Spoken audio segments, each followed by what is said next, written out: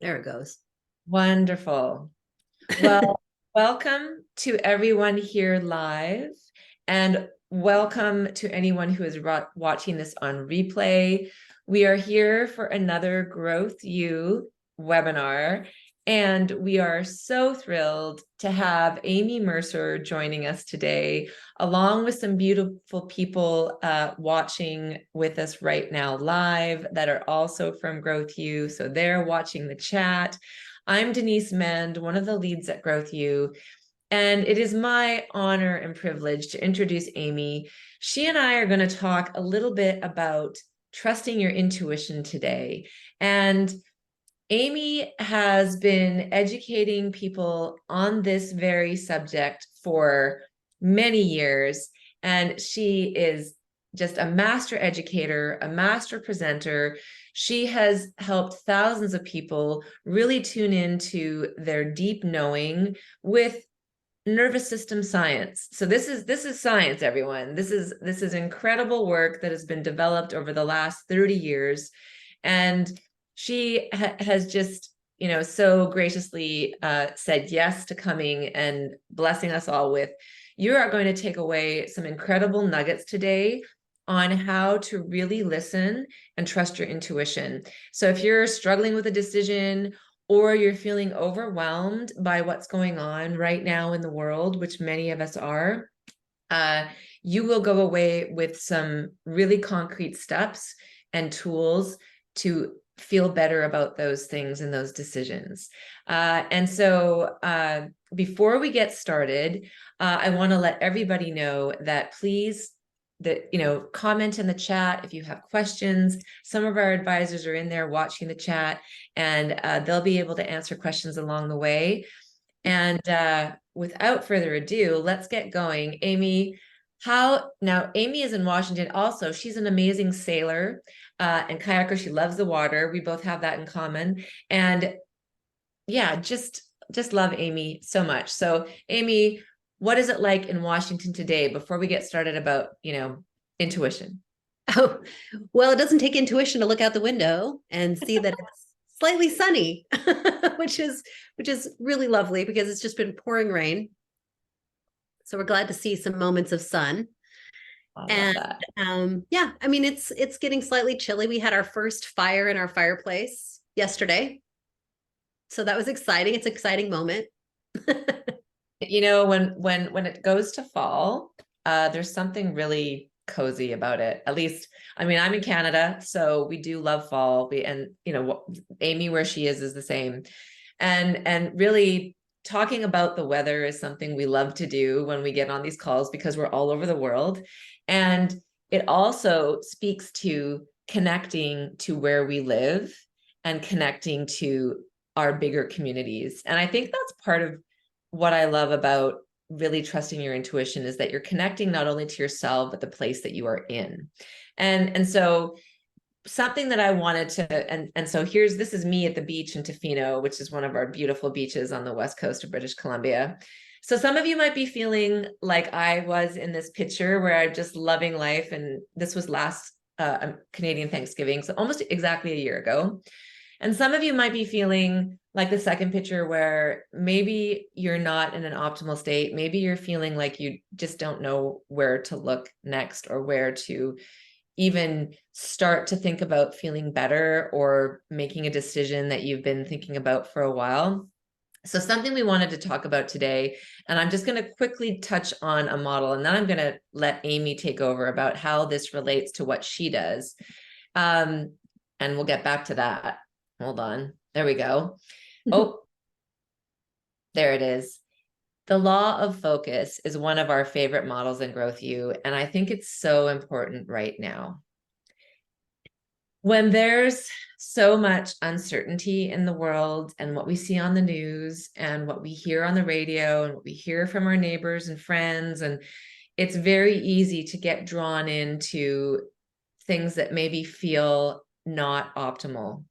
And so something that we really want to encourage everyone right now, especially now, is to concentrate on two things. One is this law of focus, and the second is the law of control. But we're going to talk about the law of focus first.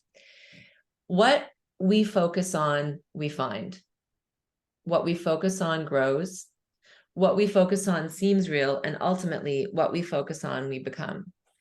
And something that I think is important to remember with this model, and this is a model that's backed by psychology over, probably more than 50 years, is that we have something in our brain called the reticular activating system.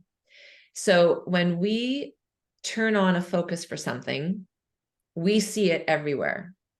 And this is a model here that we really like to leverage to get what we want and focus on what we want so that we feel what we want to feel. So Amy, now something I didn't mention is that Amy works with a model called M-braining, and I'll let her speak to it a little bit. How do you see what you do and the law of focus so beautifully meld together? Because I think they do so beautifully. Well, they for sure do. I mean, one of the things we know is that we are both hormonal and electromagnetic, right? And our heart, which has electromagnetic field that is measurable out about 20 feet. It actually goes infinitely out from us like a wave. So it's like wave theory, you know, how a wave will go as long as it can until it hits a shore. So our electromagnetic field in our heart is connecting with people all the time. And so when we have a certain feeling that we're carrying in our heart, very often that when somebody comes into our field, they pick up on it. So I was imagining when you were talking about, you know, if we're looking for sadness, for example, we are feeling sadness in our heart and we're noticing the people we come in contact with who also feel sad, or we're feeling anxious about something. And so we're having anxious on our heart and it's going out 6 feet and we're connecting with all the people that match up with that feeling. And so I know that, electromagnetically, we're putting out, I have a feeling that's running on our electromagnetic field of our heart. And we certainly know when we're in a space that feels the same as that. So we can find those spaces where, oh yeah, other people are feeling this way too. Mm. And there's something that happens, you've mentioned hormones. There's something that happens when we come into contact with people that we are supporting or we are coming into community with. Can you mention a little bit about that hormonal piece too? Well, what I think, and there's a lot of studies around it right now that are trying to really find out the exact influence. But certainly, we've been talking for a while about studies that that when we are in community, when we are with people that we feel close to and we feel safe with, we have a hormone that's released in our heart called oxytocin, and it makes us feel good. It makes us feel warm and comfortable and safe. And actually, it's one of the reasons why sometimes when people are alone or not getting enough love or contact, they sometimes want to eat chocolate, because chocolate will also release oxytocin. If we get it into our gut will send oxytocin up to our heart and we feel a little bit comforted and a little bit nicer inside.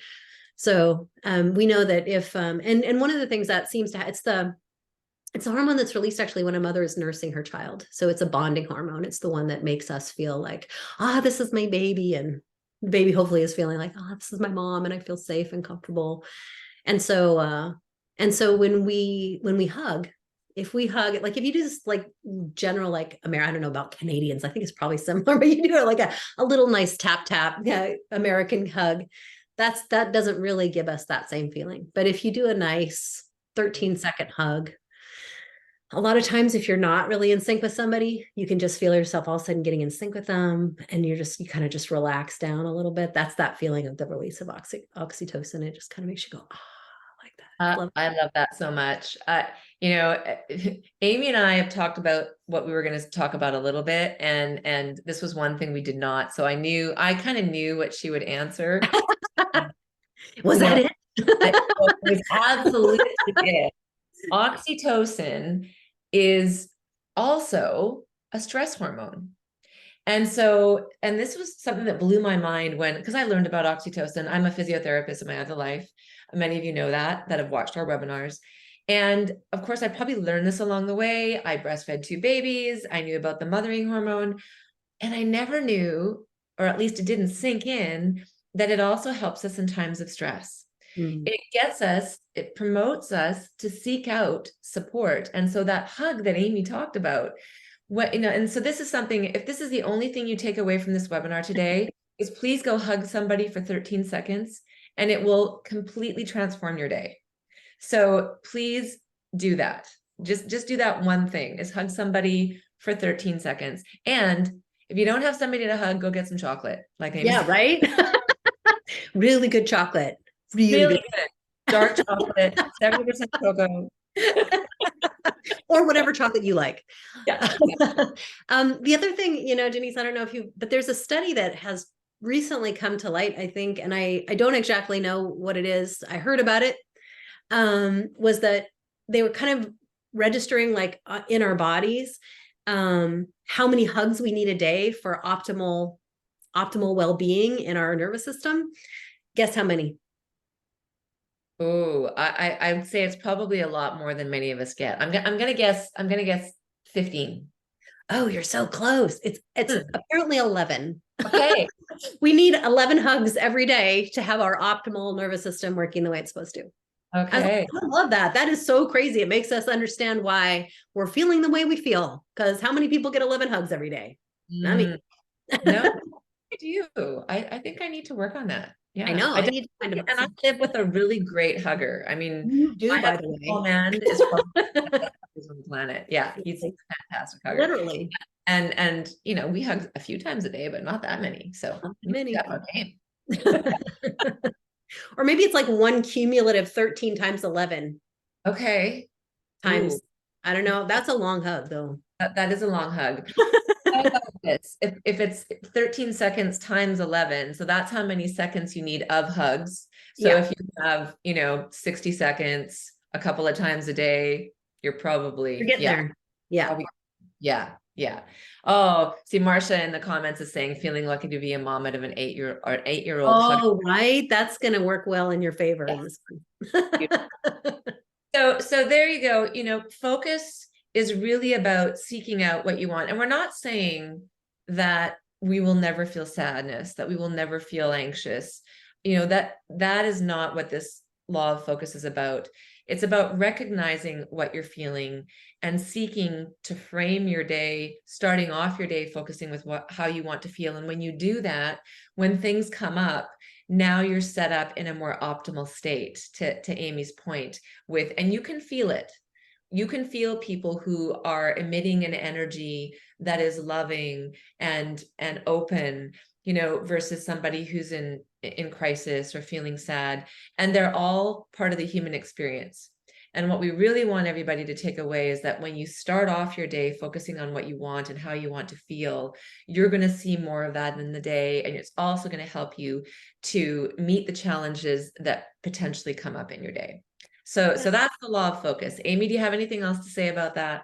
I was just going to say, from my paradigm, how it's very similar. I see it from a slightly different perspective, but it's the same in the sense that what I think is that if we can go into a state of appreciation, no matter where we are, then we actually are able to move from that place forward. So very often, if there's something we're not feeling good about, there's something in our life that is not working for us, right? And going into a place where I'm really ultra aware of things not working is a valuable state to enter.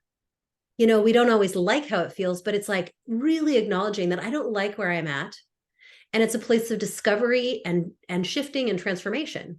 So if we go into appreciation of, I am so appreciative that I'm in this readiness to make a shift, or if I'm so appreciating that I'm understanding what's going on and that I don't like it, and now I have a chance to figure it out, or something like that, I can go into a state of appreciation. You actually can move from there much easier than you can from hoping something's different in the future or regretting something in the past. You can't move in the past or the future. So if you enter appreciation in this moment, it gives us a place to actually move from. And that very beautifully speaks to the next law I wanted to talk about, was the law of control. And I think this one really perfectly aligns with what you just said, is that when we are focusing on what we can control most of the time, and then And what we usually say in this Law and Growth U is that about 70% of the time, let's focus on what we can control, Mm-hmm. and how we feel. And then 30% of the time, let's focus on things we can influence. And the rest, you know, it's probably not worth our focus. Now, it doesn't mean that you have to bury your head in the sand about important events. And there are times when that's prudent to do. And we're going to find out about those things. So at times like these, and what Amy just said about being an appreciation for being able to move from a place of feeling not optimal or feeling like we want to move from someplace, then looking at what we can control to do that is so important. Now, I haven't mentioned a really important part of why I wanted Amy on here today. And I'm going to mention it soon. But what I wanted to ask Amy, and this is something you mentioned, really listening. So part of Amy's process in embraining is really connecting our three brains. And so can you tell us in like 5 minutes or less? We could talk when Amy and I get on a call, we could talk for hours. We could probably talk all day about this stuff because we love it so much. And we love sharing it with you. And we would love to share it more in the future with you. So just a little planting a seed. And in about 5 minutes or less, connecting our mind and our heart and our gut. Tell us some more about that. Yeah. So we actually have 3 neural centers, and that actually qualify in terms of scientific definition as brains. That means that everything you think of that your head brain can do, hold memories, learn, act independently, your heart can do, and also your gut can do. And the cool thing is they kind of in charge, they have specialties, they have their things that they're really kind of in charge of and best at. And at the same time, they're all wired together so that they are all supposed to be working together in tandem to give us our best abundance as an entity in the world. So one of the questions is, but there's 3 brains and they're all working together. So why do I have to have a conversation with them? Perhaps. Because first of all, we are so right-brained in this culture, and we so revere our not a right brain, but we're so head-brained in our culture that we revere our head brain, that we really, really have kind of cut off communication into our unconscious intelligence. And I call it unconscious because that's what it's kind of called, but I call it the ignorance, because I really believe now that I've been doing this long enough that it's not so much that it's out of our consciousness. It's just that we aren't bringing it into our consciousness, that we can actually do that. And so if we are doing that, then we have a lot more control of what happens to us and what we choose, because many of the science is starting to show that many of the decisions that we make are made for about 4 seconds in our subconscious, if we're keeping it that way, than our head brain. So we're going around making decisions in our subconscious before our head brain is even aware of it. And we feel like we're running ourselves from here, but we're not. And so we leave a lot of it up to old patterns and things. So as we get in contact with those less than conscious intelligences, we have more choices to wire the way we like to choose the thoughts and patterns and habits that we like to, that give us the most joy and the most abundance in our life. So I guess that's mostly it. I love that. And there's so much more. And there's a beautiful breathing technique that I know that you do.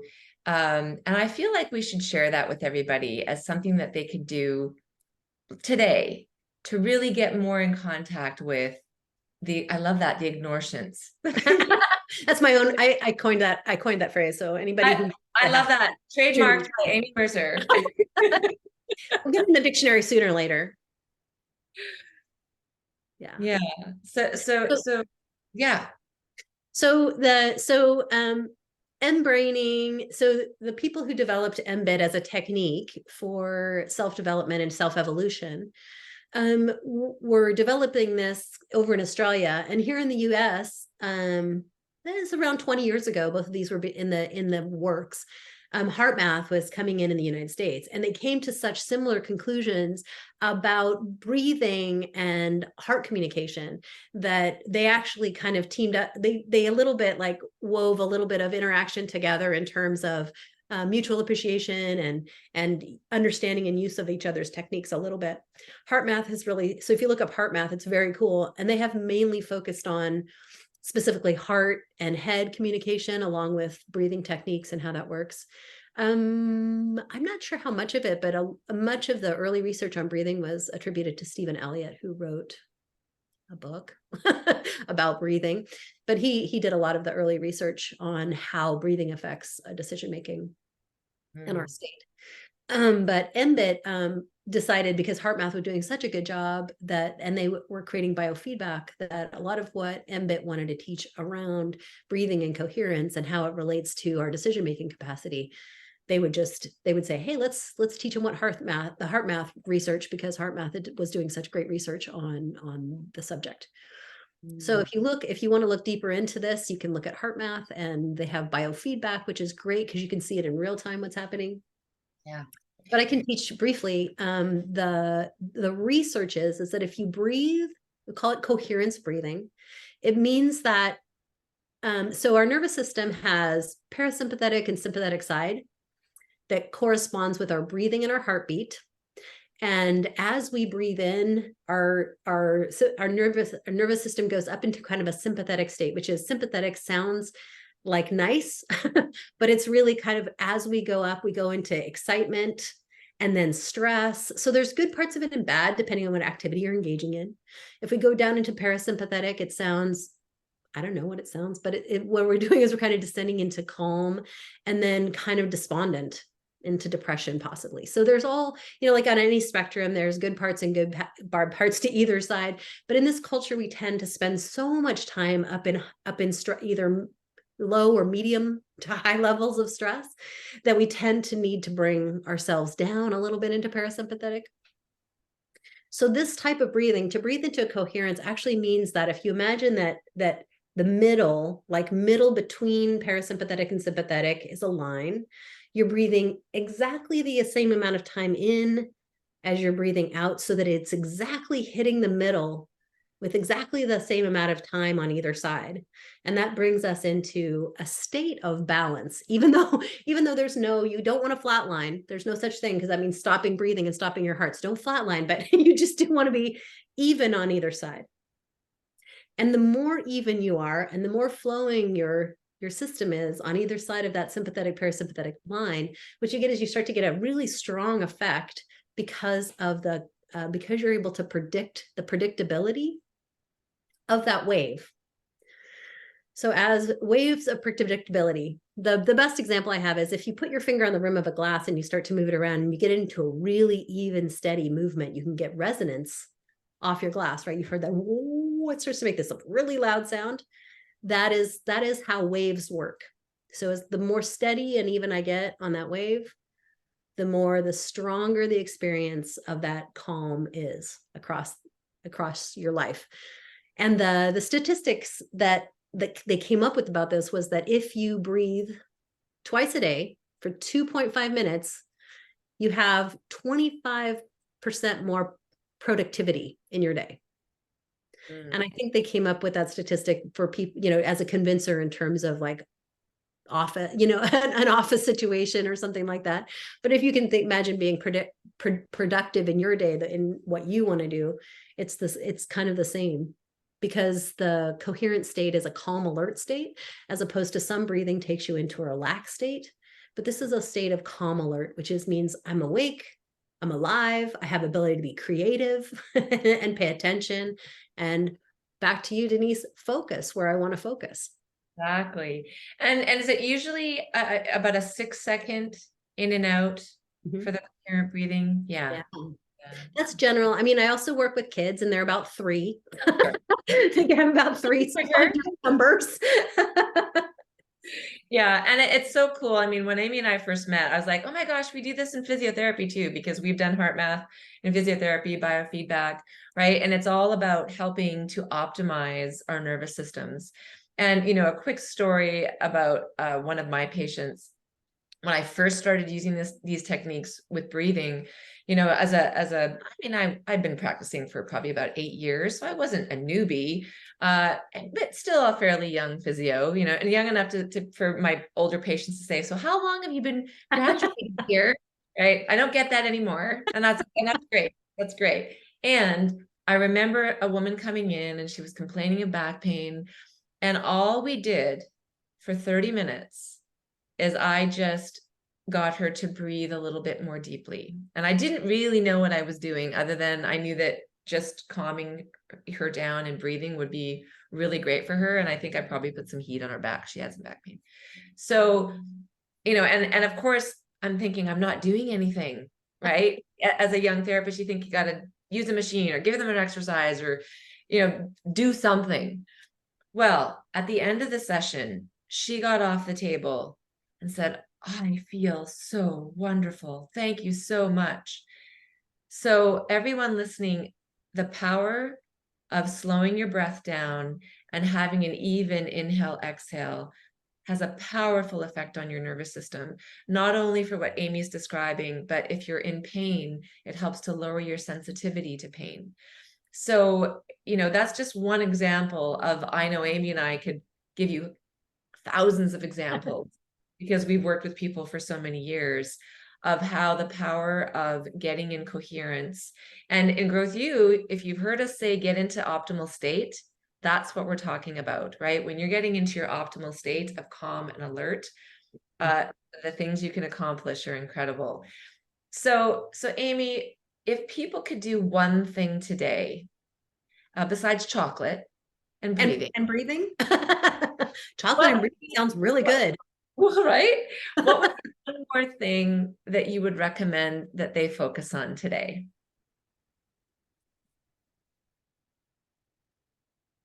I think that the one other thing that I think is actually a really valuable small, like a little small tool, would be when you think of just kind of, if you're thinking about your life or you're thinking about a decision you want to make, you're thinking about just like a simple decision, just frame it as this, what is my present state that I'm feeling right now? And you let yourself just kind of think about that and get that framed up. And then you can switch to how would I really like to feel? What do I truly want? What do I truly want to feel? What do I truly want? And then you can just, and a lot of times, and you just say, well, what's stopping me? If I could just be feeling the way I want to feel right now, what's stopping me? And a lot of times, unless it's a big one, if it's a small one, a lot of times just realizing you're not feeling or thinking about what you want to feel or think about, you go, oh, I could just do that, couldn't I? It's a really nice opportunity to give yourself, is just to see, if it's a big one, sometimes there really is something big blocking you. And it's actually nice to ask yourself the question, because then you need to go find out how to do that or get creative or get help. But really just framing it sometimes actually gives you the answer. Yeah. And how often do we do that? How often do we actually ask ourselves questions? Unbelievably small amounts of time. Unbelievably small. Yeah, giving yourself that little present moment check-in, like where are my thoughts? What am I doing? It's a pretty amazing moment to just take a moment and check in. That's what we're all going to do. We're going to focus on what we want and how we want to feel. We're going to have gratitude for being able to ask ourselves questions about what we need if we're not feeling optimal. And we're going to have some chocolate and breathe. And I'm just going to look here at the chat. Yeah, Kay says, I ask myself more questions since starting with Growth U. Yeah, absolutely. And so thank you so much, Amy. I know we could talk for hours about all of this. And really, if people watching now or on replay want to learn more about how to connect their head brain, their heart brain, and their gut brain, then you all need to come and join us. And I'm going to, if I can click, here we go. We'll just go through.